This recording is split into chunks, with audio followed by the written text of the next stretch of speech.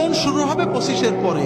যদি 30 থেকে মৃত্যু পর্যন্ত জীবন পেতে চাও, মৃত্যু নয় জীবন, জীবন মৃত নয়, সত্যিকারের জীবন, যে জীবনে ফুর্তি থাকবে, কর্ম থাকবে, শান্তি থাকবে, এই রকম জীবন পেতে চাও, তাহলে আমার কথাটা একটু মন দিয়ে শোনো। আল্লাহ তাআলা যে নিয়মে বানিয়েছেন, প্রকৃতির সাথে যুদ্ধ করে আমরা জিততে পারবো না, আল্লাহর প্রকৃতিকে মেনে নিতে হবে। আল্লাহ তাআলা আমাদের সৃষ্টি করেছেন, প্রতিদিন 6-7 ঘন্টা তুমি ঘুমাবে, গভীর ঘুম, 1-2 ঘন্টা খেলবে, কঠিন পরিশ্রম, তোমার শরীর ঘেমে রক্ত টকবক করে বেরেনে যাবে, ফুটবল, হাডুডু, ব্যাডমিন্টন, ভলিবল, দৌড়, সাঁতার, এগুলো খেলতে হবে।